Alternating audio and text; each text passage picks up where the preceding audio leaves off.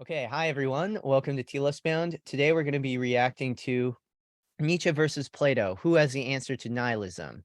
And the two debaters are Uberboyo and Aarvoll. This video is on the Keith Woods channel. And yeah, we're just going to be reacting to it from a Christian perspective, specifically an Orthodox Christian perspective. So we're just going to be giving our take on that.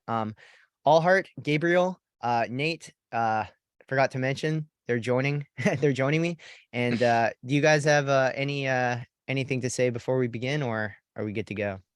Oh, no, I think we should just jump right into it. Yeah, I think so. So basically, we're not reacting to the whole thing. We're just taking timestamps and gonna react to sort of the main points of the video. And I guess like for us, the goal here is to establish a third position, the Christian position, which is outside of the Plato-Nietzsche dialectic. So, anyways, yeah, beginning now. Wrong. It's a Can you mistake hear of it? first principle thinking. He has in Twilight of the Idols, of course, the phrase that the culture begins not from the soul, but begins in the physicality of the body. And so he has this idea that what we need to do is stimulate, as you've probably heard it before, vitalism or vitality in the body. And when we're surging with vitality, we're full of life, if you will, we will tend to make much, much better decisions. We'll tend to make our decisions correctly. Okay, so this is an interesting one to me because it seems like he's trying to ground some sort of practical ethics in terms of what we should be doing with our lives. He's trying to ground it in some notion of life and vitality. So I have multiple problems with this. I think I know what Gabe's going to say. I know he's going to say that the problem is that you can't ground ethics in some abstract notion or arbitrary notion fundamentally of life Yeah. and vitality. What I would add to that as well is that we haven't even defined what life and vitality is. And this is like a consistent theme throughout the whole debate, is that Aarvoll is like, well, what do you mean by life and vitality? And Uber is just kind of glossing over that and not exactly saying what life is. So life, you will come to realize from the by listening to what Uber says, is that life is basically the expression of our activities. It's like vitality, it's creativity and growth. But there's no teleology here. So there's no movement or there's no way to conceptualize growth that is directional and therefore has meaning, because all meaning is in like some sort of directional movement. Byung-Chul Han actually makes this point in The Scent of Time. He talks about how like time without narrative is meaningless. It's point time, just atomized time, while a meaningful time is a time that moves from the past in the present towards the future. Now, this relates to what Uber's saying because I think the fundamental problem with this Nietzschean metaphysics and this attempt to ground values in them is that you can't have values, you can't have a notion of directional movement towards some end if everything is like in this self-relating. We want life for the sake of life. But for us, life is good. Vitality, creativity is good if it's directed towards inexhaustible life, which for us is Christ. So union with Christ is how we express our life, our vitality, is by recognizing our own life as a gift. He just Uber Boyle just thinks of our life as a given that we can somehow use, and it's not just and it somehow has meaning, and we can establish some genuine ethics from that. But I mean, I've been talking for a long time, so what are your guys' Yeah, thoughts on that? I wanted to add a couple things. So, first of all, like Nietzsche, a lot of Nietzscheans also consider themselves Darwinists, which is actually kind of a strange thing because Nietzsche isn't a Darwinist. It's or he's a lot of times opposed to like the kind of Darwinistic sort of metaphysic, if you will, of you know, just existence, I guess. Because Nietzsche, he has this very like specific um definition of life, right? But it's also very vague at the same time, like you just kind of alluded to, like Yeah. with creativity, especially the idea of like creativity. Like creativity is also a teleological thing, but creativity, I don't really understand how like in a Nietzschean framework you could have your creativity really aimed at anything that's worthwhile. Because, for example, like, if we take the idea of like slave and master morality, like both of these moralities, like because they have like a sort of desired end, there is a form of creativity there, right? Like obviously the creativity of like the slave is to kind of subvert the master and create like a new system of morals that involves a form of creativity. But Nietzsche would be opposed to that creativity, right? So like how do you discriminate between different types of creativity, and why ought you to discriminate between certain types of creativity? Right. That's another thing that the Nietzscheans will have to kind of figure out, which I don't think they can. But yeah, that's pretty much what I have to say on that.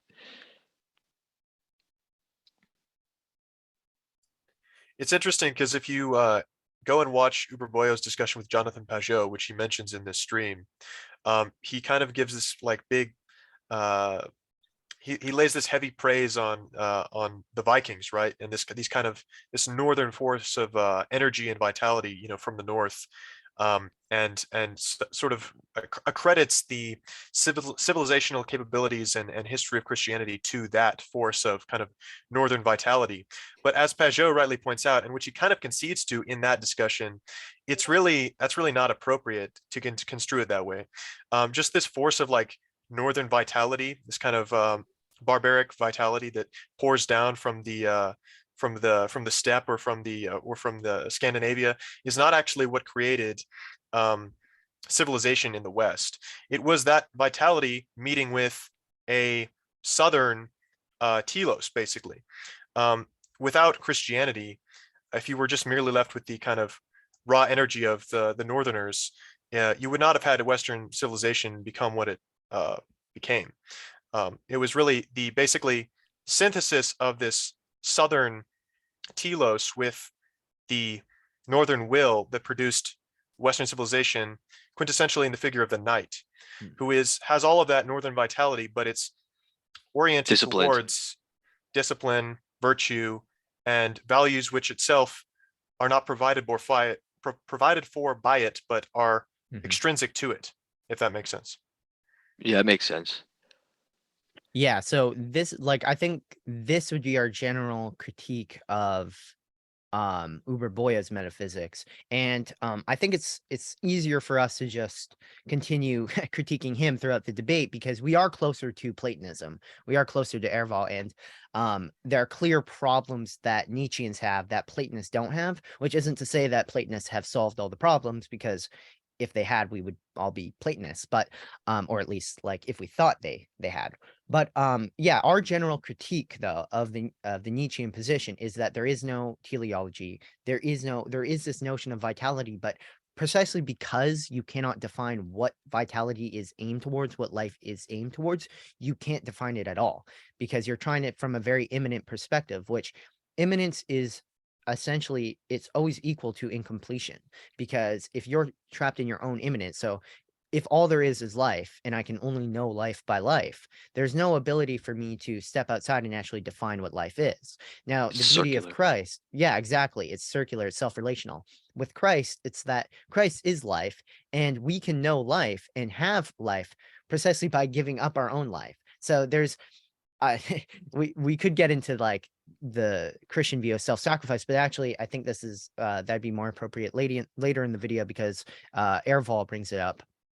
But essentially, yeah, there is no ability for there to be meaning from the outside defining what life is. And outside isn't a permanent outside, it's an outside that enters into communion with the inside, right? But like, we as who we are, we cannot provide a definition of who we are.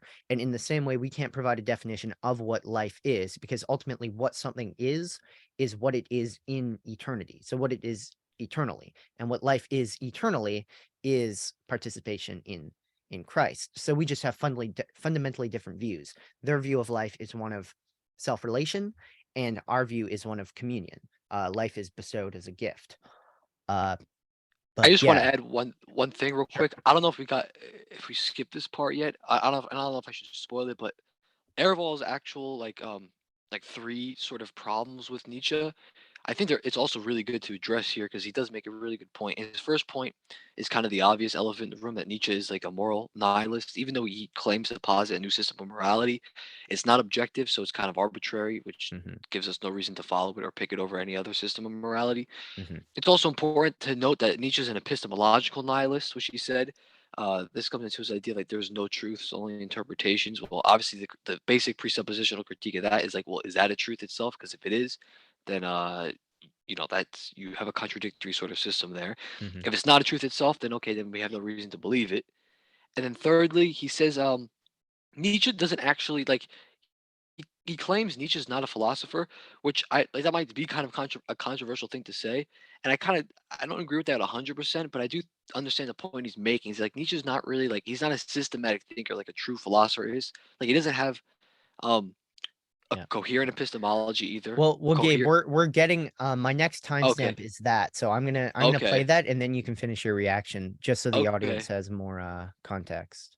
All Yeah. right. In Nietzsche, he's not actually a philosopher. He's biologically kind of the prophetic archetype, and he was a decent social critic and was like far-sighted. But he doesn't have a system of metaphysics. He's epistemologically basically a nihilist, doesn't believe in essential truth. He's a nominalist, a linguistic instrumentalist. And just for philosophical reasons, you can't build a worldview that will work for a culture on a philosophy that lacks definite notions of these basic aspects of philosophy. I think that is a pretty good summary of the problem from a philosophical perspective with Yeah. Nietzsche. Yeah. And that's just like his point is like, so if you're gonna try and make a not a movement necessarily, but just like a sort of like cultural, if you're trying to shift the cultural spirit, right? Uh, you can't really do that if you don't have like a system and a sort of like means of justification.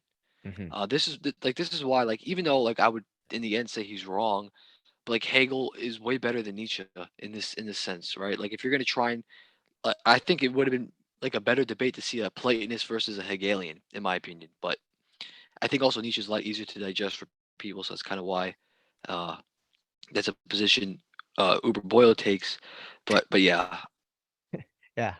Um, Yeah, let's not be mean to Boyo, man. Let's yeah, not be yeah, mean to he's a I'm, good s- Boyo. I'm, s- guy. I'm sorry, I didn't mean it like that. I'm just Bruh, um, edit this out. I'm just gonna say I'll say that when it comes to Nietzsche, I think it's pretty ridiculous to call yourself a Nietzschean and then say there's no system, which is Nietzscheanism. How are you a Nietzschean then?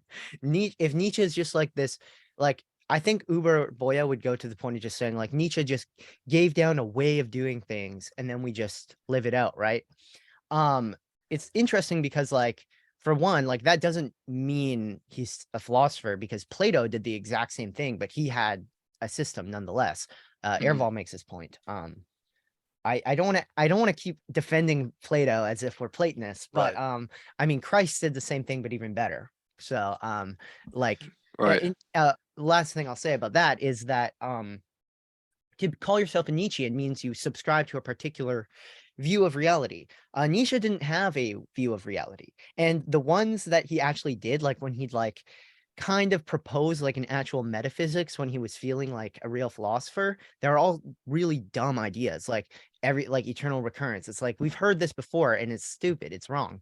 And it's like it kind of almost seems like he kind of um he kind of was scared of death, and then his cope out of it was just saying that, oh, everything returns, so I'm always going to exist. But then he'll be like, oh, but that's actually worse, the worst thing ever, and I'm a Chad for accepting it. It's like, no, you just yeah, that's Yeah. like a sleight of hand there.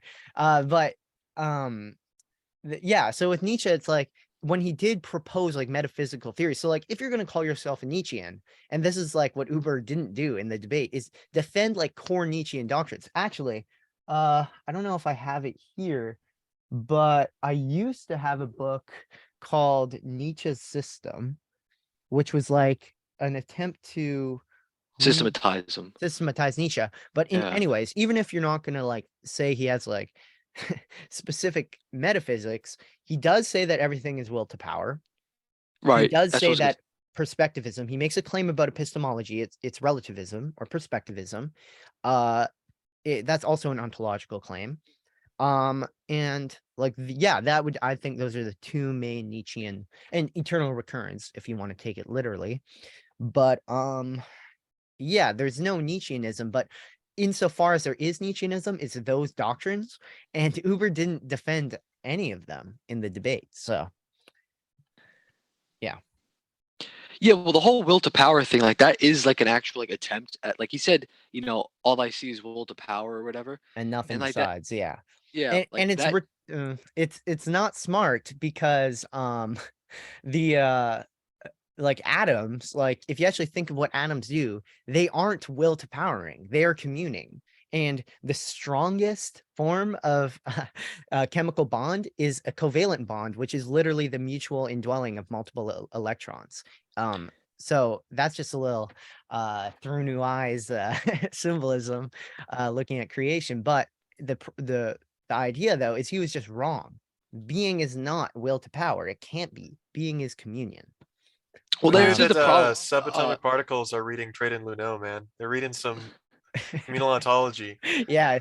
the Yeah. the problem is, so like Nietzsche, obviously, like that, just for like a little bit of like historical background here, that will to power idea, it's influenced by Schopenhauer, but in Nietzsche it actually develops towards the end of his like philosophical career, I guess you could say. It becomes more Schopenhauerian, but before then it becomes more of like a sort of like an artistic thing, and not necessarily like a metaphysical thing. It's just sort of like just the people ruling over each other, which is connected to metaphysics, obviously, but it becomes more explicitly abstract towards the end of his philosophy. Now, even though Schopenhauer is completely wrong with that from like a Christian perspective, at least in him, like at least he's a systematic thinker. There's an attempt to argue for it, Yeah. and people could, you know, I can see people trying to attempt to pull that argument from Schopenhauer that, like, you know, things are just like his idea is basically that, you know, there's like this metaphysical sort of plane of energy that just wills things into existence.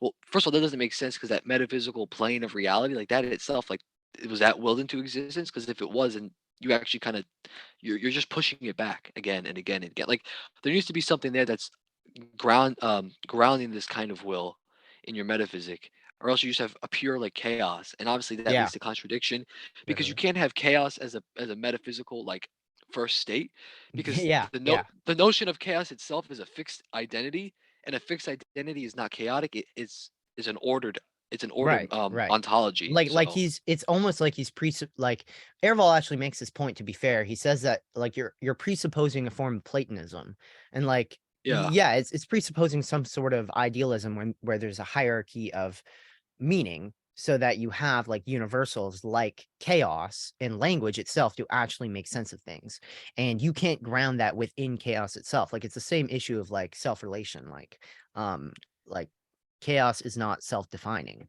Chaos is, and chaos is also like a fixed universal notion. But I think we should probably move on, because there's a lot more yeah. to get to. I Aristotle had a great critique with that too. He Right, basically yeah, said and you actually, can't well, have. we talk about this in our video on the Guénon podcast. Oh yeah, we do. So Yeah. let's just point people to that, because we did a good job there. I just saw them get a super chat, and I was like, oh wait, did we get a super chat? And I'm like, oh wait, we're not even live. And we'd never get any super chats, I don't think. Maybe from a few nice people. Yeah, so I have this noted down as music, therefore no religion, which is it's Uberboyo's hot take on this one. So he actually started off, like I was telling Allheart, he started off uh doing well with like the music Yeah. stuff. It's kind of fascinating. And then he very quickly went off a cliff with the no religion part. But Like I was trained musician from the beginning of my life, and no matter how much I might Nietzsche sell, like I'm definitely a Platonist on some level, because when you sit down there with the piano and you bang it out and you intuitively find the harmonies, you're hitting on, you know, these waveforms that are clashing together. And then you go and you read about Pythagoras, and you read about like mathematical fractions in harmonies, and it just blows your fucking mind. Like you're seeing the golden mean exant in beauty, and then as you're smashing away in this piano, the things that are mathematically harmonious sound beautiful, and it's like you become a Platonist there and then, no matter what you want to say. And this is, I think, specifically what you're alluding to, is that I feel like Aarvoll kind of won the debate there, but Yeah. it kind of was a concession. But the he world has a few more sentences. out there does seem to have some type of logos. It does seem to have some type of order. And when we engage with the world in an intuitive way, we can quite easily find that. Any musician finds that. Any engineer is trying to set up a building is going to find these things. Even like a bodybuilder is actually a little bit of a Platonist in some sense. We're seeking this. The God is there. The logos is out there, and we can interact with him immediately in almost anything that's creative, which is just so fascinating about human life in and of itself. Like that's just bizarre beyond belief. That should be enough justification for like stop bickering about religion and all this. Nonetheless, This is really weird. But I just because he makes a point, he makes like a good point when he talks about like how like obviously there is an order because we can tap into it like through music or whatever. But I would use it even like more obvious example, which is what we're doing right now, which is communication and language. True. Language is denoting things in existence with fixed identities and essences. Literally, yeah. It needs that to work. The words have Yeah. meaning. Words denote something. Yeah. And without that, like this is like actually Jay Dyer makes this critique. He's like, if atheism is true, we can't even have a debate because like we wouldn't be able to point to any ordered sort of structure because there's nothing to ground this order in that kind of system. Which is the same thing with Nietzsche's system because it's all chaotic. All hurt. Yeah, I totally agree with that critique. Nietzsche, he like Aarvoll said, he does much more fit the type of the prophet. Like a lot of those 19th century figures, like Marx to a certain extent, but yeah, like he's much more of a prophetic figure. Kind of predicting the death of God, like that's really powerful imagery, so can give him credit there. But yeah, he's not systematic in the way that Plato is. It's not even really like it's not an analogous like set of opposing positions you could like smash together in a debate. Like it just seems like they're not even really comparable. He does it himself. It's funny when like Nietzscheans will be like, he contradicted himself. See, that means he's good. And I'm like, no, it doesn't mean he's good. The very sad thing with Nietzsche though is that not even Nietzsche really, it's just Nietzscheans rather. They become very difficult to argue against because there's various kinds of Nietzscheans that all have like completely contradictory takes.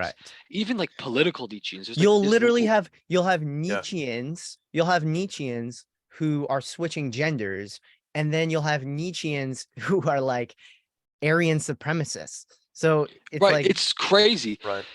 But and you could actually see like how the justification works in both. So obviously with like the racial stuff, it's like, oh, we are the Ubermensch by definition or whatever. But then with the transgender stuff, like the whole idea behind that, because I was interested in like how they kind of came to this conclusion. Basically, it's like, oh, my fixed gender identity, me revolting against this is like is destroying a sort of like slave morality or whatever. And this is like if we take it away from like the controversial and the political reality and like the social, like the cultural stuff, and let's just take what we're working with in terms of like switching your gender and just taking in terms of pure philosophical categories. It is a revolt of the person in their will against their nature, right? Like nature is and you know who has a good video? Who is it? He's a Roman Catholic guy. He's debated Jay before, and he did a video about why saying is it Trent Horn? No, much smaller than him. He has a Thomas Aquinas with sunglasses. Classical theist. Yeah. So I think he did a video on nature and why saying that like, oh, look at the Greeks, like, or look at animals, they are in nature and there's this type of behavior. But that's not what nature means. Nature has to do with logos. Nature has to do with reason. So like to live in accordance with your nature is to live in accordance with literally what you are, like fulfilling your telos. That is what living according to nature is. So that's when the person wills according to nature. And the fall in Christianity was a fall from that. So to will against nature is literally to that's what sin is, and it leads to destruction. It leads to death. So wait, why are we even talking about? How did we get to this? Oh wait, we were subtracting from. Oh yeah, okay. So that's like sort of what you see in Nietzsche, right? Like Nietzsche is that I have the fear of death, and it's like I'm gonna rebel against it, and oh, we live forever, kind of being reincarnated, and or it's like, yeah. So that's a Nietzschean problem. It's like not it's a rebellion against what is natural in the sense of what is your proper and good end. It's nothing like vulgar in that sense. It's like a cosmic teleology. The circularity thing is very like It's actually very Reddit if you think about it. Reddit? Yeah, Reddit in the sense of like he's almost making a similar argument to those Reddit atheists that say Right. like, oh, oh, I don't die because I return to stardust or whatever, Yeah. and Yeah. I still exist as stardust. After it's like, yeah, okay, but you're not the same thing as stardust, man. Yeah. Yeah. Exactly. We're gonna move on then. I think we got all of that from music, therefore no religion. Yeah, 33 33 20 oh, Gödel incompleteness. Gabe, want to try and read out that super chat? yeah, it's binaktai, not feel it. Oh my goodness. I think it's I don't even know what it is. Anyway, Anachtina Fela Podrig, something like that. yeah, is it like Vietnamese? Vietnamese? No, it's Irish, bro. Oh, Irish Gaelic. of course, that was stupid. I should have thought, yeah, I Vietnamese. should have got that from Yeah, the context. yeah, context, and like doesn't really look, actually I don't know what Vietnamese look. Anyways, going to 3320 to talk about Gödel incompleteness a bit. Oh, no volume. Can you hear that? Oh, I turned it off. In theory. Now, you're right to say that Boomer, ultimately boomer. you have to go beyond what is accounted for in theory. I think this is related actually to the problem of incommensurate ratios in Pythagoreanism. Like famously, they executed one of their members who told someone about the square root of 2. I don't know if that's true or not, but there's something about just the nature of music theory that is incomplete. We can't have like Gödel. We can't have a perfectly complete rational system that's comprehensive. We do have an intuition that goes beyond these logoi, and that's Sorry, I He's got kicked using for a second. I'm back. who kicked you? Well, no, I didn't get kicked. Rather, my internet kicked me out of the Oh, call. sorry. Yeah. Okay, so basically what happened is Aarvoll said, oh, so you missed it. Oh, basically he brought up the Gödel incompleteness theorem. The fact that in the context of music, music has to have something beyond theory and just the forms of it. It points to something beyond itself. Yeah, But I think. Sorry, didn't. Okay, my bad. You can go ahead. I was just gonna say that jives really well with your whole communal ontology. Like everything points to something outside of itself. Right, That's true right. of literally everything. It's not my Yeah, communal ontology, by the way. Well, you for flesh this It's out specifically. ours. It's Ours, right? Yeah. Telos-bound It's unity for communal. sure. Yeah. It's communal. It's ours. Yeah. just for context, maybe I should quickly explain what the Gödel incompleteness theorem entails for people to like. Yeah, dude. Basically, if you have a system with axioms are just like logical rules or whatever. The system itself can't justify those axioms on the basis of those axioms, or else it'll become circular and Yeah. then invalid logically. So basically, you can do this with any set of axioms. Like it doesn't matter. Like you can't ever have a complete set of axioms because you won't actually be able to justify those axioms. So it's like an infinite regress. And you know what it proves? Like it mathematically proves communion. Because Yeah. if you can't have self-relation, like literally you can't have self-relation. Or like people have sort of misinterpreted me based on my own misunderstanding. I did videos talking about how like what is sin is self-relation, or like hell is like a pure self-relation.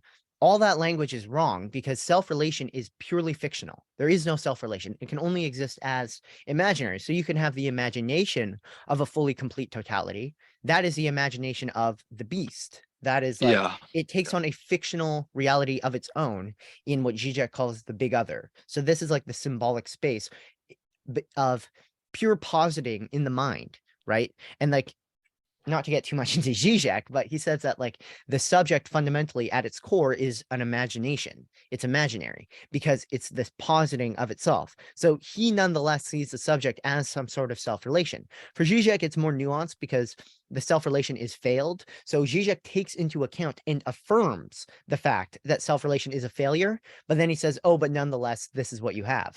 So this is why Zizek's subject is hell. Like it is that philosophical parallel of hell, because it is hitting a moment of negativity that is the radical incompletion of the self-relation and affirming it nonetheless as something positive. But just a quick question on that, and I don't want to get us too off track, but now you have me wondering. Don't worry about it. Don't worry about it. Just like It, whatever. If that's the if it's the case that Zizek affirms this, even with the sort of like, obviously for real subjectivity, you need to have something outside of you. It can't even be Yeah. an illusion of subjectivity. But if he affirms that subjectivity is this sort of like illusory thing, doesn't this just lead to like denial of one's own existence?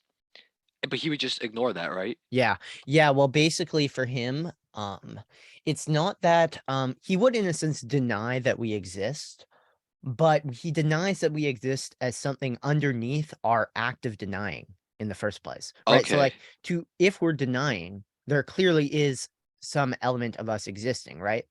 Yeah. But he'll just say that what is existing is purely posited by this subject who is underneath all our thoughts, who is always already there almost. Like you don't have any choice in the matter. You are a subject, and what you fundamentally are is what the subject is it's a split in reality. It's the point where reality turns in on itself and self-relates, but then realizes that it can't actually complete the self-relation. But in this very failure to complete itself, it exists, and that's the death drive. It's the fact that it keeps trying to be itself, failing, and it keeps striving nonetheless. That is the activity of the subject. Yeah. And if you read that in relation to what Staniloy says about the like a repetition and like the monotony Yeah. of Right. Gehenna, it Right. will blow your mind. Anyways, It's like that one myth where I can't remember. It's not Sisyphus. It might be Sisyphus, where he has yeah, to roll push the the boulder Yeah, up that the is yeah, hill yeah, Sisyphus. perpetually. exactly. Yeah. Yeah. Yeah. So basically, Gödel's incompleteness theorem proved that the Tower of Babel was always bound to collapse. There's no way, Literally, no way about it. Because yeah, like, and ontologically. literally like what the mathematicians of the time that Gödel was in, like they're like, you could think of them as like the mathematicians of Babel in a sense. Like they're trying to complete like Right, a right. holistic logical system, which I do believe might have been heavily influenced from Hegel, because I think Hegel tried to do the same thing. Exactly. I was failed. just gonna say that. I think Hegel's like, I don't know though. I don't really know how to read Hegel yet because there's so many different views. But I do see Hegel almost as a philosophical 666. Yeah. He and Zizek is like the 666 that has been undermined and nonetheless persists. And it's like, Yeah. what do you think that is? Okay, so we're moving to 34. 30. Okay. I don't know if this is as interesting as I remember. But it's Uberboyo, so it must be interesting. And Always he's interesting. yeah. He's talking about structure and energy. I remember like Oh, ATP and stuff, right? what's that? Is this where he brings up like ATP, like in like biology and like the way cells work? Maybe. Let's see. Another related to this idea of like maybe what's the source of order and logos and intelligence. Again, I'm going to make this intuitive argument. You can take from it what you will. I just like to put it out there to complete all the thoughts. We have this idea that like we sit down and maybe we structure out these abstractions and we say this is like, all right, and then we're going to graft on music on top of this. And there's something very fascinating about life where the energy is implicit to structure. In fact, structured entities are more energetic entities. This is like I'm sure you've seen Ray Peat floating around on Twitter and stuff. Maybe you haven't. But Ray Peat is this guy who talks about diet, and he talks about the again this whole idea of like ascendant and descendant. That sounds boring. But what he Hold said on. about structure and Yeah. And energy, yeah. Mhm. Well, I Yeah. mean, I'll let you go right after I just point Yeah, out go, that go. this sounds a lot like a little an essence energy thing, or like a not even essence, but like person or hypostasis, which isn't just person in the sense of human, but hypostasis and energy. So like, there's always a natural willing to a hypostasis, like it's always doing what it is, and that doing is what it is. So like you don't have a structure ever without energy. So he kind of Right. he makes that point. But So this actually comes up in his discussion with Pajot as well. Basically, Pajot makes this point in other contexts, and also in that debate where, you can think of like energy as like potentia, or like an ability, like it's like raw potentia to do something, right? And it's analogous to water for pretty clear symbolic reasons, right? So you take a swamp, right? There's a lot of water in the swamp, but it's all stagnant and still because there's no direction in which it's being channeled. There's no structured landscape in which it can flow in such a way that actually accomplishes a task, like, like an aqueduct or something like that. So basically, this is why Nietzscheanism is not, it's Nietzschean vitalism is not a sufficient philosophy on its own, especially in ethical terms, because basically, if you're a Nietzschean, you just have this like raw potentia. You're just a Mhm, swamp, basically. Yeah. But Can you relate that to Genesis? yeah, right. It's like it's the waters before Yeah, creation. It's yeah. just And it's you know what I nothing. realized? I realized that if you just read the second verse, the Spirit is hovering over the face of the deep. What is it about? What is the Spirit about to do? It's about to bestow a gift. Like that is what the union is. So like you're talking Yeah, about how like pure potentia, it has no place to channel it. Well, the Holy right. Spirit's going to do that for it. And that's how heaven and earth are united in the Spirit, Absolutely. because the Spirit gives that gift to the waters. And what does the Spirit give? The Spirit gives life. So this Yep. it returns to our fundamental point about life is not a given, and it's not like doesn't come from you. It's a gift. It's bestowed. Yeah, Well, this for is sure. what I think like Aquinas got so right in his arguments for the existence of God. Like when he talks about how like there's no like potentiality whatsoever without actuality, because potentiality is always a potential of something that Yeah, it already yeah. exists.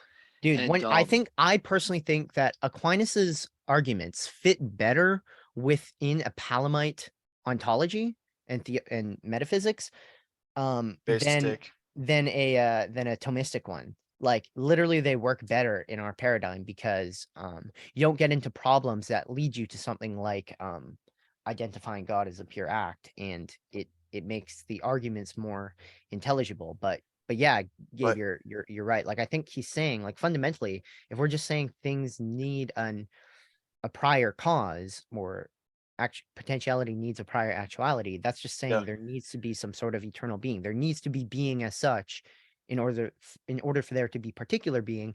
And you run into problems when you identify that being as such with the essence of God, as Thomas does, because you should rather see being as something that God is doing. And like I kind of want to take this time to explain this because I wrote about it in a community post, but I see a lot of misconception about what the divine energies are. Like the divine energies are not something that God does and just as like multiple different like rays that are separate and atomized. Like you have one act, so one day you'll experience God's being, and then one day you'll experience his love, and then but and I think the energy of being really helps to clarify this. Do you have love? Can you possibly have love without being?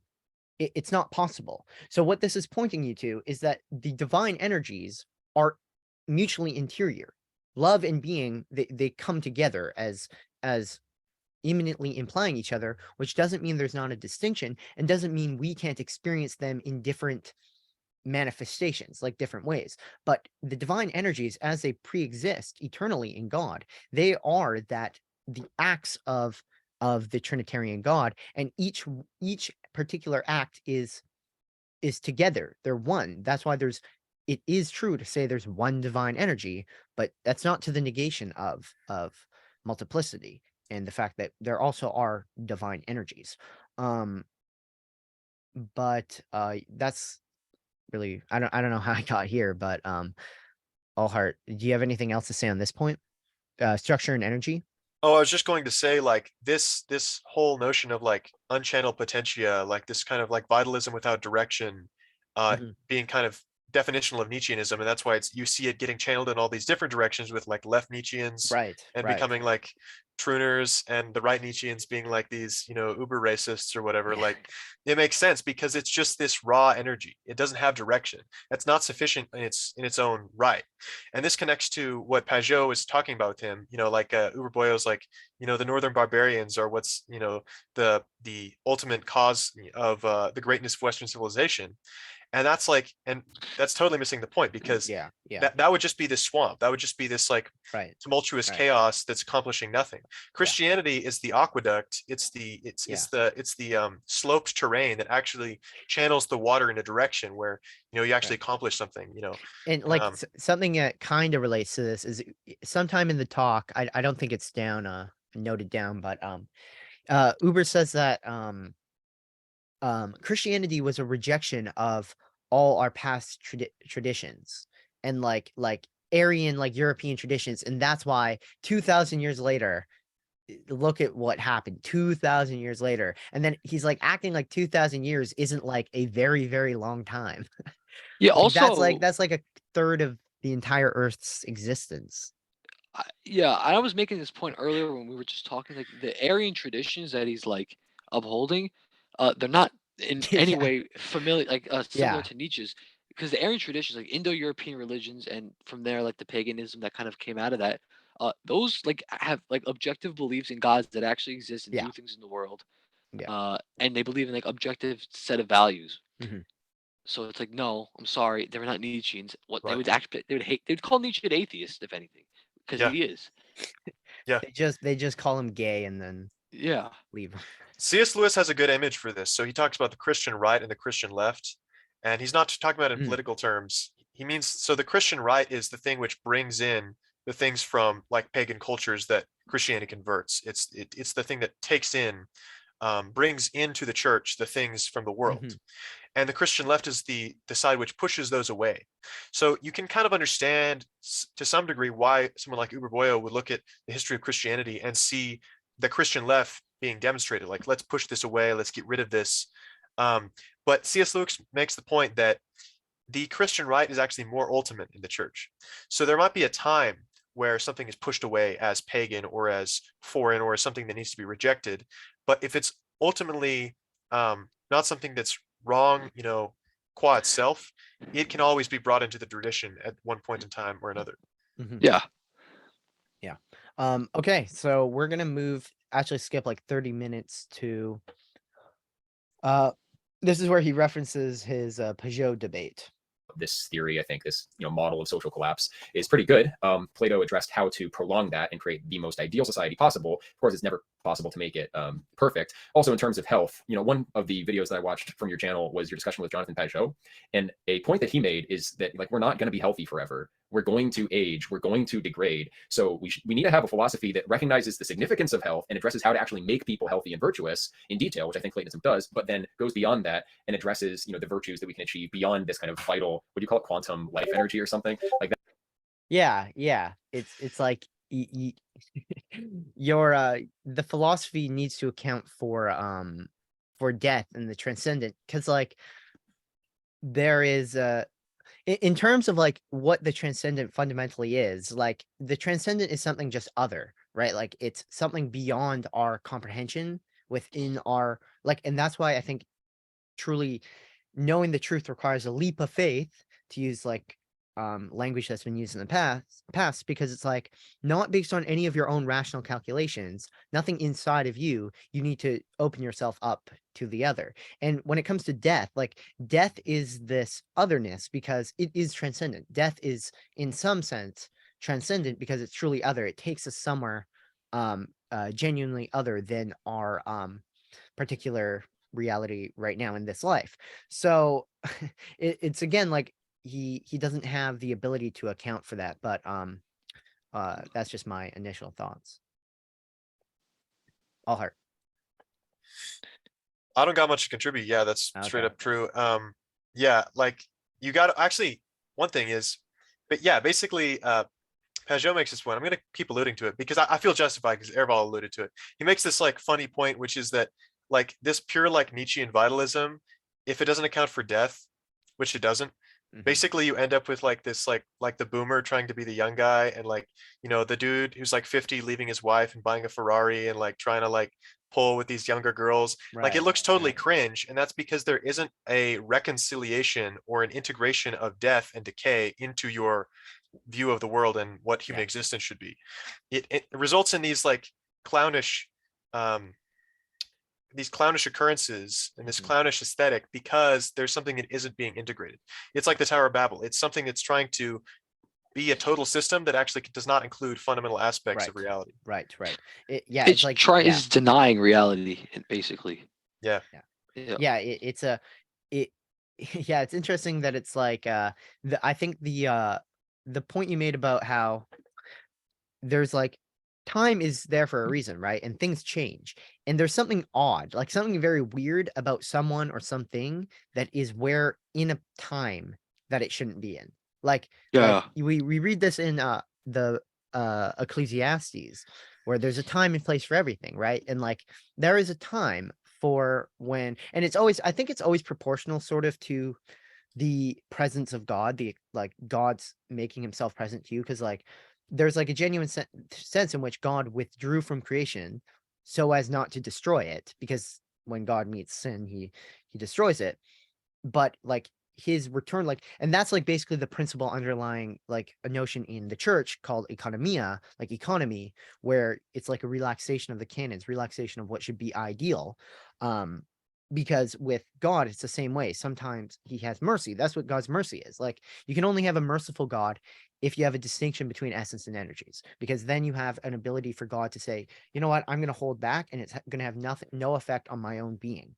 Right. And that's the essential point. Like, that's what Platonists especially, I think, would have an issue with, is this notion of a truly other being who can just step back. But Yeah. kind of lost my train of thought. But oh yeah, like the whole point, like when it comes to our growth, like we're meant to do things and to change over time, and we take on new responsibilities and a different orientation towards life. So while it may have been okay when you were in your 20s to live that sort of lifestyle, once, like, okay, not in the sense of it's not a bad thing, but like at least it doesn't feel like you're Understandable. actively rebelling against reality. And Yeah. then once you reach your 50s, you're like, and I think that's what really the essence of the fall and sin is. It's like there is objective reality, and then you're rebelling against it. You're trying to be something that isn't objectively real. And yeah, that's why hell is like a very awkward thing as well. Like sin, and like this notion of like, you know the truth, and nonetheless you're like denying it, and almost like keeping out the appearance that you have denied it, because Right. if you recognized it, that's humility. But it's like kind of reminds me of like the kiss of Judas. I realized this, that it's like he was doing this act, like this pure like performance art, like performance of kissing Christ, and like being like, oh, it's like, so, like he's denying Christ, but in a way that is like trying to maintain a false appearance, even though it's so clearly it's so clear about what the truth is, right? So it's like right in the face of truth, he denies it. He not only does he look the truth in the face and reject him, he doesn't even reject him in a truthful way. So Right. anyways, that's like the way I kind of see sin. Like, and C.S. Lewis really gets this in The Great Divorce, where it's like all these like it's funny, like they maintain like their sort of like British attitudes. So it seems like it should be a description of hell that is like in the afterlife that is like dated because of like these sorts of personalities they have. But then you realize that like there's no reason why once you enter the afterlife you're suddenly a fundamentally different human, and like you're no longer worried about what seemingly were petty issues. Like these add up over time, and they like kind of express what your true personhood is. That's why you're judged, and you are what comes out of you, like your words and your actions and your deeds. Let me add one thing what you said about basically Platonism having an issue with like a fundamental like otherness. Right. This comes up with John Vervaeke. So like John Vervaeke is a Platonist, he's a Neoplatonist, but he still calls himself a naturalist, and that's because Platonism can conceptualize things in such a way that it's fundamentally of a piece. There's no actual otherness in reality. There's no external to nature, nothing external to nature. So yeah, I can see what you just said there coming up in the way Platonists themselves, like John Vervaeke, conceptualize their own position. Yeah. And that's going to be a point we're going to hit on, because we've been doing a lot of Nietzsche critique, but not a lot of Plato critique. Yeah. But we kind of get there. We will get there. Oh, okay. So here Aarvoll's kind of refers to apostolic succession, and I thought maybe we could get some interesting comments from that. Let's see. Authors of the Greek literary tradition.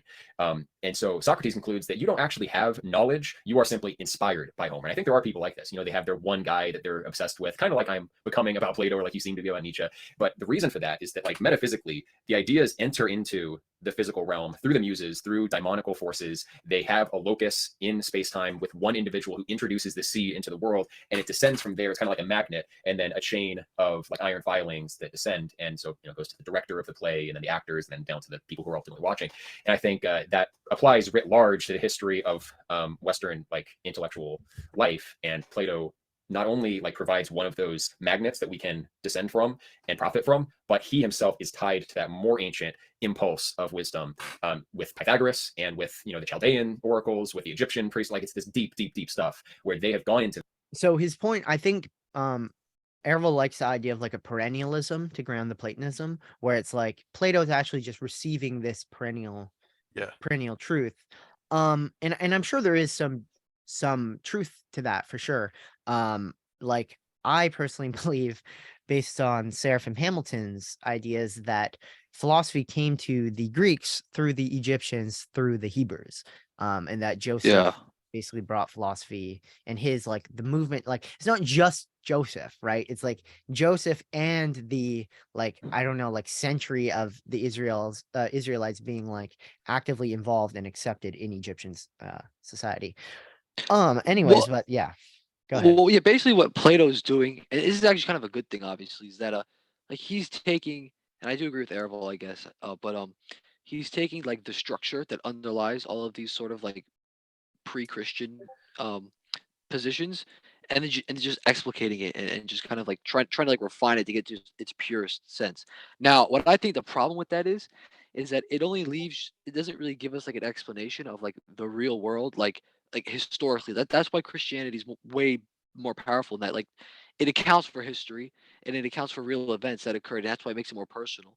Um, Whereas Platonism is just kind of like it's almost like uh just describing like the engineering of the world. It's an attempt. It's obviously false in some aspects, but um, it's too focused on the structure. Whereas if it, you know, whereas Christianity is focused on structure and metaphysics, but also Yeah. focused on the personal as well. Yeah, That's it's what Platonism is abstract. missing. It's like fundamentally abstract. Like it doesn't include a notion of true like communion with like how do you commune with the forms? Like what Yeah, does that exactly. mean? Like and yeah. I actually have to go to the bathroom really quickly, but I'm gonna play this Cringe. clip. Yeah, I know, man. That's my lack of vitality right there. Yeah, I'm Well, gonna, hold I'm on. gonna, Actually, can I ask Gabe a question while you go, real yeah, quick? yeah. that's a good idea. Do you think, Gabe, do you think Plato has like a theory of history? Like, that doesn't really seem like a thing. Whereas, like with Christianity, it seems like you get both the metaphysics and this developmental view of history in a sense, where, it doesn't. It seems like Plato does not really have like like an understanding of what history is, or maybe I'm No, full of shit, but no. I think you're right. Like the only illusion that I know of that he makes to history is obviously like the Atlantis stuff. right, That's about it. But even that, it's like he's not even trying to make like he is. I believe that he does believe Atlantis is a real place. Some people say it's a metaphor. I think he does believe it's a real place, but he's positing it as a real place to like learn from as like a sort of just a lesson. yeah, Uh, parable, yeah, exactly. He's not. He doesn't have like a theory of. There's like I don't. He doesn't really talk about like in the Bible, for instance. There's like there's tons and tons and tons of genealogies, right? Um, right, and like in the families and how they kind of act through history and where that leads to the covenants and all this kind of stuff. Well, we don't get that with Plato. Yeah, at most you'll just get a description of like, oh, here's Atlantis. Atlantis became too prideful and it fell.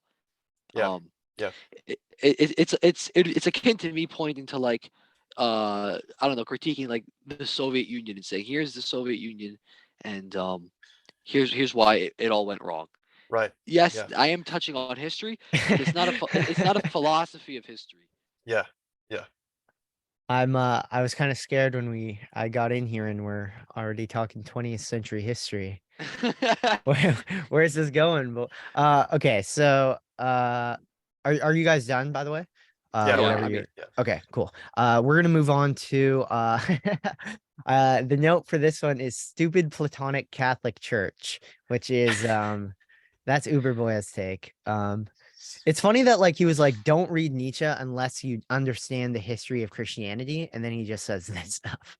Bro, Okay. Sugar the pill up and enforce these plebs to stop being resentful, bickering mobs with their crazy Judean cult, Judean Lives Matter, whatever it is, and we'll turn them into Platonists, and then we'll create our established order, and then they create the Catholic Church. And what is the Catholic Church? Only the perfect manifestation of a Platonic ideal. It's got philosopher kings on top who are celibate and very focused on idealism. It's got the strictest hierarchy. It's got a god king and the pope.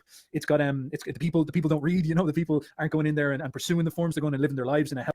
It's like combining all the like worst part of the Western Middle Ages into like yeah, their image of the early Christians. But you know what Dude, I don't understand? He just spoke about pursuing the forms. That is also very vague. But what I assume what he means is like just trying to like live up to an ideal.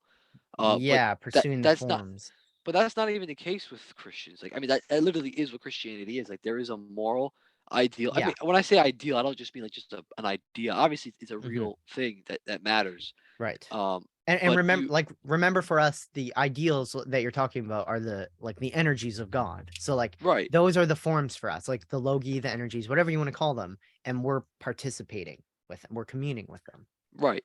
It's way more personal than both of the people here seem to understand. No, Yeah, no offense to yeah. them, but Yeah. They're Right. good guys.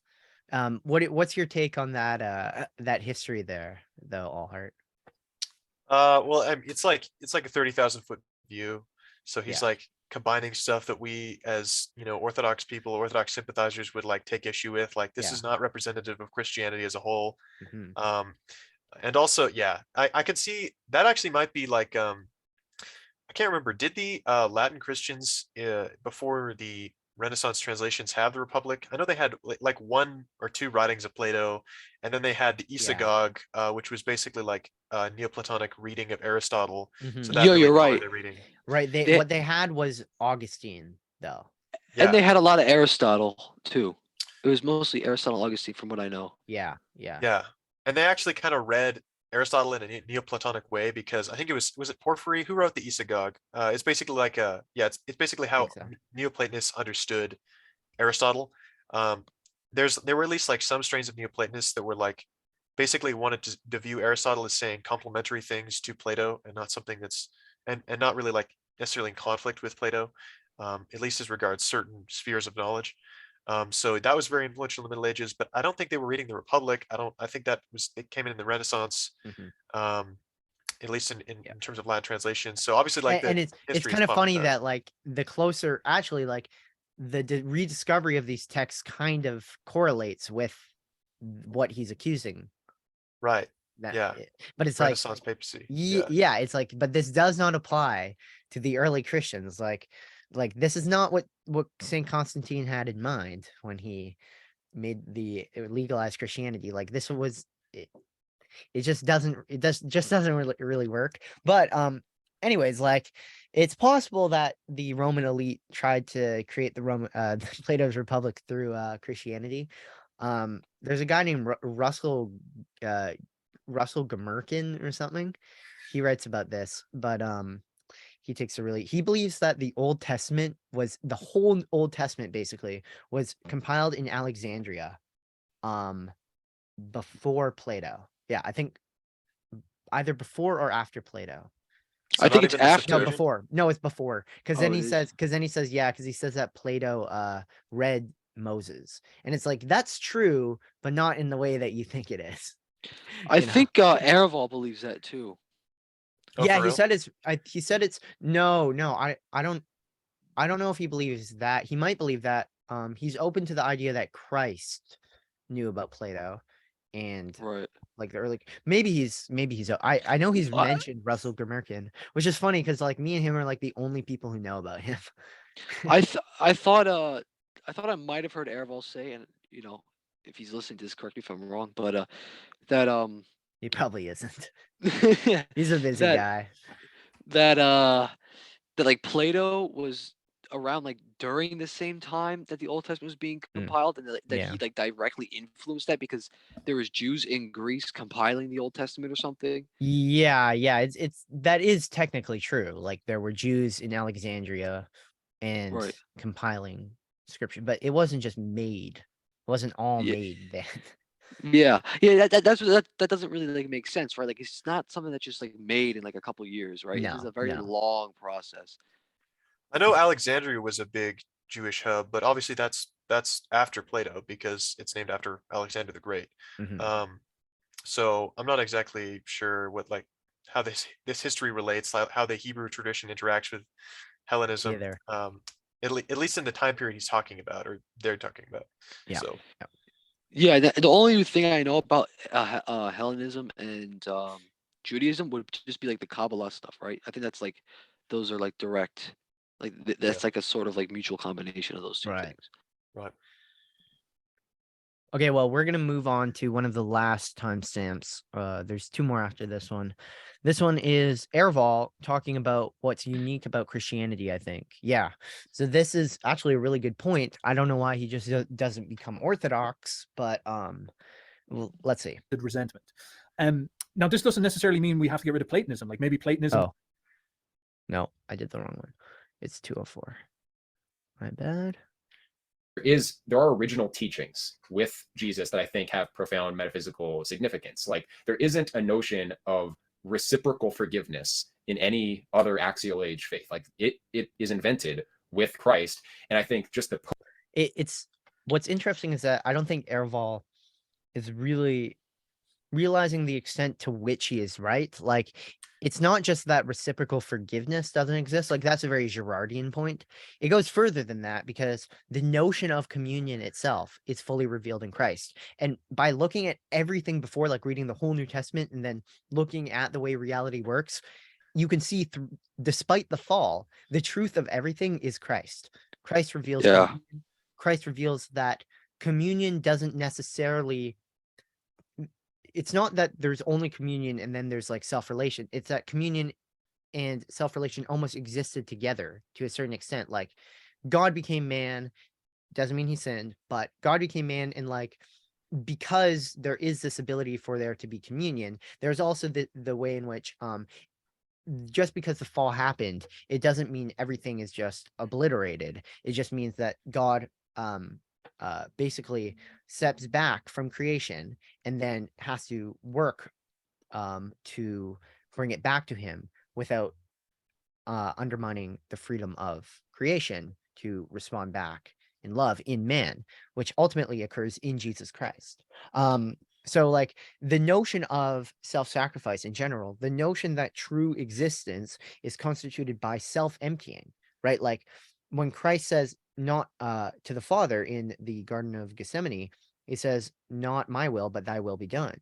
That is revealing what it means to enter into a dialogue with as the feminine partner. And we are the feminine partners in the relationship between Christ and his church. It's like husband and his wife. Christ is we are the bride of Christ. And there's a certain sense in which Christ is the bride of the Father. And by entering into union with him, we enter into union with the Father. So the whole notion of communion, the notion of the idea of the Trinity and the idea of the Incarnation, the two fundamental Christian doctrines, these are the true essence of what he's getting at with forgiveness and the uniqueness of Christianity.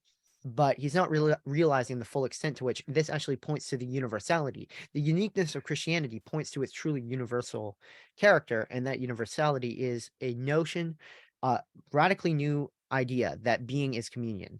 And once you look back throughout history and you look back, do like sort of a philosophical analysis of the way the world works, and you realize that this was true all along. We just weren't able to recognize it because of the fall. Boom. All right. We're gonna move on to 20935. Here this is actually a good question by Uberboyo. So just so no one says that we're biased against him or anything. Which is more fundamental here? Is Christianity a beautiful dress that fits really well over Platonism? Does that mean that if Christianity has died or if Christianity has issues and a new myth begins to rise up or a new circumstance begins to rise up, that could be a vessel for Platonism in a new way? Does that mean that that would work as well? Like, do you see that working? And does that in some sense subvert the thesis of Christianity, which claims to itself the only way, the way, the truth, the light, the one path? Right. Like that's exactly it. Like Yeah. It's not seeing like, so the type of Christianity that Aarvoll takes is a type of Christianity that hasn't survived the test of time, for one. Like it has no ancient tradition. Like I don't believe, like I guess you can argue maybe there's Gnostics or like who take similar views to him on how to see the Incarnation and the Trinity and these different ideas.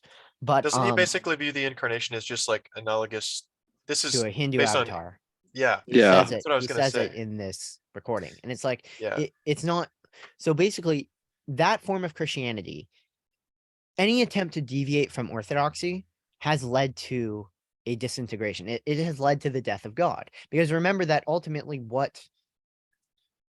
the church is the body of Christ. When you leave the body of Christ, when you schism from the body of Christ, that is the death of God, in the sense that reality, God has died for you, right? Like, to live in a state of sin is to live in a reality that subjectively God has died. So that's what we take from that notion. What are you going to say, Gabe? I think like also like the problem with like if you deviate towards like a more like Gnostic, especially if you start believing like Docetism or whatever, Yeah, uh, re- docetism. regarding the incarnation, what happens is like you actually like the incarnation is not just like, or even if you take his view, that's just like an avatar to like teach us stuff. That's completely wrong, because like the whole idea of Christ incarnating, as like Saint Athanasius points out, it's to redeem us, and the reason he takes on a human body is because it needs to be a bridge between us and God, well, the Father rather, right? So Yeah. it's like it's this whole like the whole like when you start to just see it as an avatar, it becomes kind of arbitrary in my opinion. Right. Whereas if Right. you stick with the Orthodox doctrine, basically what you get is like, oh, he has to become, he has to incarnate in a body because this is our way of communing Exactly. with him. Well, like, exactly, like, I think you like hit the nail on the head, because this points to the fundamental issue of the difference between communion and emanation. Like, Yeah, or we could even say creation and emanation, because what Christ does is he unites himself with the world, not in the sense that he's just a bridge, like that's in a yeah, way a Hindu avatar is like a bridge connecting, like it's almost like the naive view of the Hegelian dialectic as ending in this like unity or synthesis of the multiple of the thesis and antithesis, and like they come together, and it's just like that's the glue sticking them together, like the avatar. Like that's what fundamentally that's what an emanation is. It's just sort of like this right, glue. And the bridge idea is limited, because I think it's a much more it just makes more sense to me theologically that you have a God who is perfect in himself, and just freely, for no reason at all, he creates. And this is I was reading a bunch of the the New Testament letters, and I think John says that God, like in 1 John or something, God just created because he wanted to, and we don't know why. It was just purely a free act of will, contingent, and he willed us into existence, and then he became one of us and had no effect on his essential being. That is Christ. right, So incarnation is different than I think fundamentally what we're pointing back to is the problem of communion versus self-relation. With the emanations, you have like, yes, it's true that you have some sort of creation and you have distinction, but it's fundamentally all just part of the same self-relating um picture of the one. Like it all just returns to the one. It's all just one thing fundamentally. There's no other true otherness involved here, and that's why he can't think theosis as well. He rejects theosis in favor of some far eastern view of like Moksha. transcending your ego, yeah, Yeah. whatever that is. yeah. And Like like, yeah, the whole purpose of, or at least I would, yeah, I guess you could say what like the biggest purpose of the incarnation was to destroy death and open up the possibility for our salvation, right? mhm, And if you just see Christ as an avatar, well, then this whole thing right, collapses, because right. the possibility for us to um, escape death and be in the kingdom of God, it completely vanishes. Mhm. Well, like I forgot to make that point. Like this is what people need to understand about what it means to be united with Christ, because it can sound quite abstract and like spiritual. Like, what does it mean to be united with Christ? Well, the apostles say what it means to be united with Christ. It means to do what he did. Now, you need to remember the context in which the New Testament letters were written in. This is a time when the Christians were being persecuted by the state. They were being burned. They were being eaten by lions. What did John tell the new converts to do? Do what Christ did. What did Christ do? He died. He became a martyr. We are meant to follow Christ, like in the immediate context. This has a universal spiritual meaning. He is speaking to us as well. What do? We have found Christ. What do we do now? We sacrifice ourselves the way Yeah, Christ did. We do what he did. So, so Christ had to become incarnate because he had to do what we did, right? Like he had to enter into our mode of uh willing, of existence, right? And he had to do what we couldn't do alone, and then by doing it, he was that example that we follow, right? And then he sends the Spirit to energize us, to empower us to do these good work. And that's why faith without works is dead, because we are doing what Christ did. We are self-sacrificing. That is what repentance is. Repentance isn't merely a negative thing. Like, we have Eastern mystics who speak about not just mystics, like monks, writers, talking about how repentance is eternal. It's an eternal reality, because it's a constant recognition that it's the acceptance of the gift of life as a gift, and that is as something contingent that isn't properly ours by nature, but is bestowed upon us, and we recognize it as that, and then we receive more from God. But yeah, that's like the fundamental point when it comes to the necessity of a true incarnation. The God, eternity himself, had to do what we did so we could do what he did. Like, it had to be on the same level of reality, like the created plane, and therefore by the uncreated being uncreated and doing what is created, we can, as created, do what is uncreated. That is like what it Right. that's Saint another way. Athanasius. Yeah, exactly. That's like another way to say that classic Yeah. Christian formula. Can I just say, Yeah. like, the best Platonist is not a Platonist. Saint Maximus the Confessor. Like, Right. Yeah. why don't, like, these Platonist guys like Keith, like, I know Keith has name dropped Saint Maximus the Confessor in one of his discussions with Joel Davis, one of the earlier ones. I don't know why these Platonists like don't dig into that, because that's like undoubtedly, like, even if you're not a Christian, like, that's like some of the most serious metaphysics there is. I would suggest that. Yeah. Yeah. I 100% I agree. yeah. It's probably Become difficult for them because Orthodox. they don't like.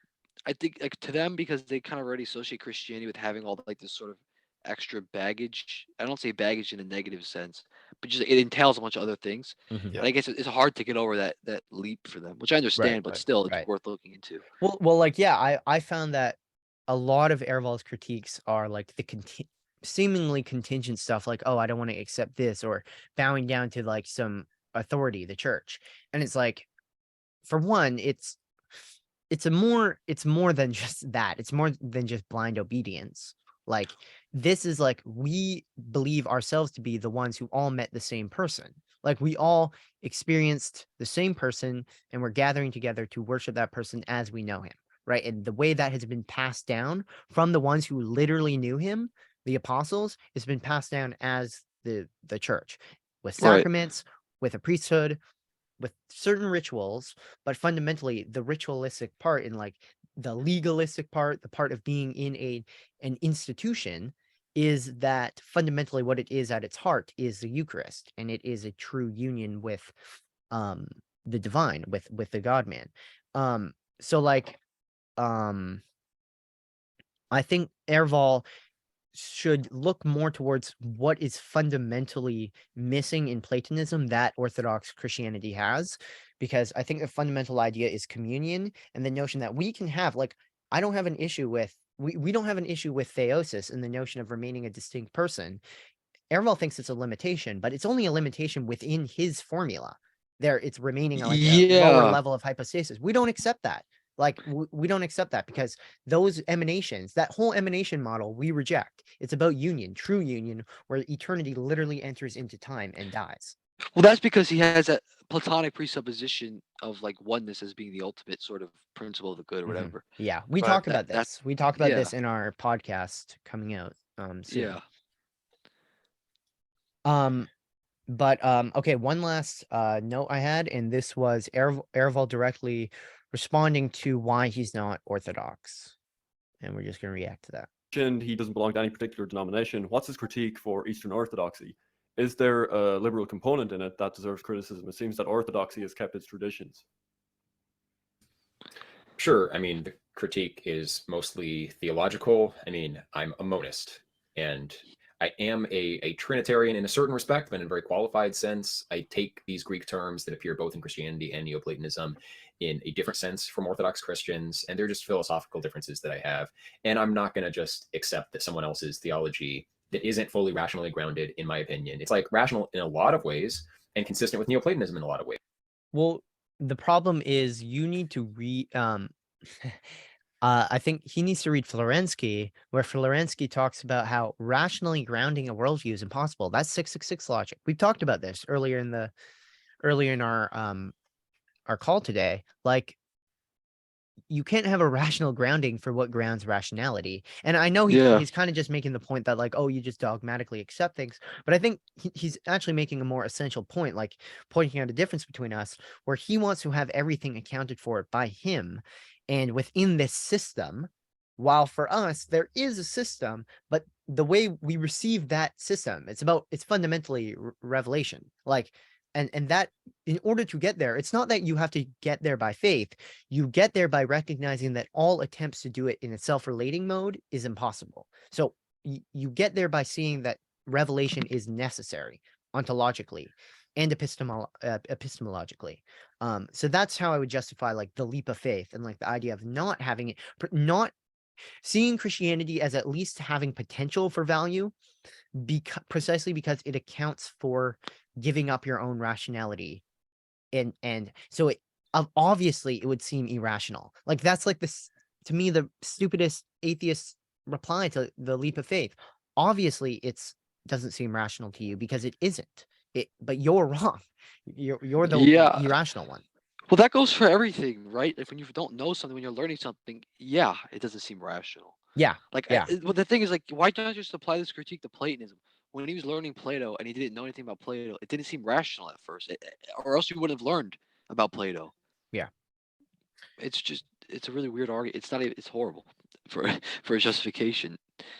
So what you're saying, basically, is that rationality itself, correct me if I'm wrong, seems to point to a necessary exit of Mhm. rationality. Well, because rationality on its own terms contradicts itself. Like, and the Yeah. simplest way to prove this is that A does equal A, but that's a meaningless statement because A also has B imminent to it. Because you can't, A is not A without not being B. So that's a mutual interiority, because it's not a pure negation. That's kind of what some people get wrong. It's not a pure negation. It's that the not being B is implied. So B is imminent to what A is, but there's still a distinction. So you have to not see it as just a pure unity or a pure distinction. It's both, Right. unity and distinction. Yeah, this is another thing, like, oh, sorry. This is just like another thing about Platonism. Like, we made this critique before in the server, but I just don't get how, if you have a monistic conception of ultimate reality, how you even get the phenomenal experience of multiplicity. Even if it's ultimately illusory, like, why would that illusion Mhm. like even come into existence to begin with? Because isn't illusion imperfect and the one is perfect? And the way they conceptualize perfection, I don't really understand how you'd get any perfection that would proceed from that. Like, I was listening to Aarvoll's discussion with Keith on their Platonism podcast, Mhm. and when they're discussing the three hypostases of Platonism, they just say, yeah, and then then nous proceeds from the one. Like, how does that even come to, Like, why? happen? And you Yeah. know what? The only response that I've heard, and I know, like, Aarvoll is very well read on his stuff, and he knows what he's talking about 100%. Like, Yeah. so forgive me if I'm making any generalizations, but it seems like when I was talking with him, he kind of reverted back to a fundamentally Christian idea and said that, well, the one has to, in order to perfect its perfection, it has to bestow it upon others. Like, yeah, so that should have to exist in the one itself, because and it shouldn't, and it has to be equal, right? Like, it has to be an equality of, because and that, I guess, that's how the system works, like, it's a monism where every Right, part exactly. is in some sense the same as the good, but that's not true communion. You can't actually ground true communion when everything is just one. You're positing something that is true in a sense, that there is distinctions Yeah. and that they are the one, but it's like it's not in the proper way. But I based don't know. on one more point to add to that, Gabe, I'll let you talk. I'll shut up for sure. But basically, it's not even, so he could say, like, well, you don't have an explanation for why God created, like you just said, like, it's fundamentally, like, not a comprehensible thing. God just does it out of his own good grace. But the problem, what I'm making the point is that the properties, or rather the lack thereof, you ascribe to the one, your notion of the one, is inconsistent with anything that is imperfect coming from it. Like, the Right. properties don't Right. allow for that, or Mhm. the nature of the one, Literally, as you yeah. understand it, don't permit for any other whatsoever. Sorry, go ahead, Gabe. Yeah, I was gonna say, like, you kind of touched on this before, but like, yeah, if the one is perfect or whatever, why? Like, what's Did we lose Cut out, Gabe? Gabe. Yep. No. doesn't seem? And You I cut out for a bit. also think. You cut out for like 7 seconds. Can you hear me now? Yeah, you're good. Yeah, we can hear you. Oh man, I'm gonna. The inner New Yorker I is don't know if I'm coming out. back. Yeah. Can you hear me? Yeah, yeah. Yeah. Slight for it. roboting, but yeah.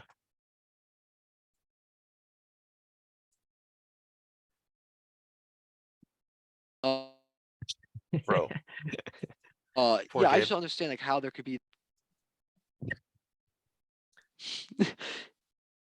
Yeah, the only critique I could see them levying is that applies to the Christian worldview too. So you'll have atheists that make this point that Yeah. like, so like creation is imperfect. So like they talk about possible It- worlds. So like yeah, God, the possible Yo, world in say which what only God Seraphim said. exists. Say what Seraphim said about us having real causal power. Oh, That's that's only- dope. But that's that's a free only will possible. discussion.